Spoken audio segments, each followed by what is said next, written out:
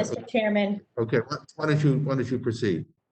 Thank you, Mr. Chairman and members of the Rules Committee, for the opportunity to testify today on my amendment to HR 842, the PRO Act, which I'm offering on behalf of myself as well as my colleagues, Representatives Steele, Good, and Harshbarger.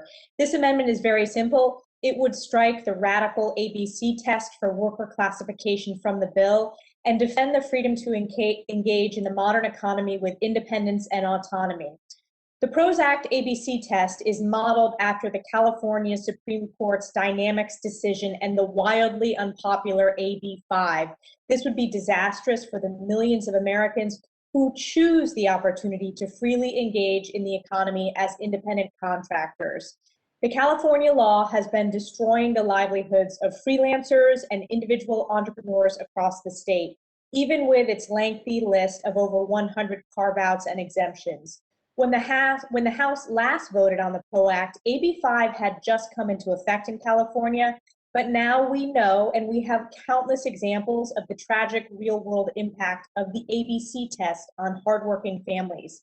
This has impacted seasoned marketing professionals who have been pushed out of the workforce in the height of their careers. It's impacted independent musicians who have been stripped of the ability to find gigs.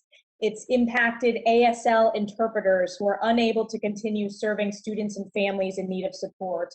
And as harmful as California's law has been, the PRO Act brings this ABC test nationwide. This effort to largely eliminate contract-based work fundamentally misunderstands those who choose to work independently. Survey data shows that the vast majority of independent workers prefer their status as independent contractors, and of those who quit their full-time job to freelance, 3/4 say they earn as much or more than when they work for a traditional employee. But monetary benefit is not the only reason Americans choose independent work. 74% of working women say that they choose to work independently for the flexibility it provides themselves and their families. This freedom of independent work serves as a catalyst for small business formation in communities across the country, while part-time gigs continue to provide an important source of supplemental income for workers seeking economic security, especially during the pandemic. Now, I know my colleagues on the other side of the aisle say this provision, as problematic as it has been for California, is necessary to prevent employers from misclassifying their workers as independent contractors. But the ABC test is not about addressing misclassification.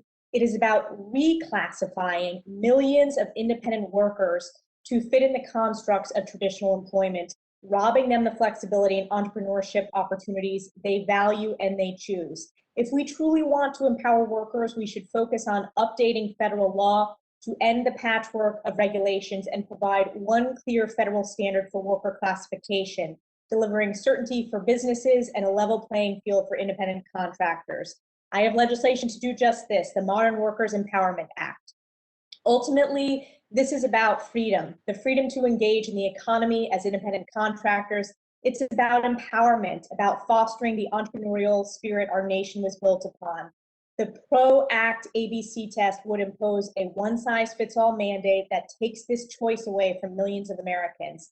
It's a bad deal for workers, it's a bad deal for families, and it's a bad deal for the future of innovation and opportunity in this country. So I urge my colleagues to support this amendment and the millions and millions of workers whose livelihood depends on making sure that we protect their right and their choice to be independent contractors.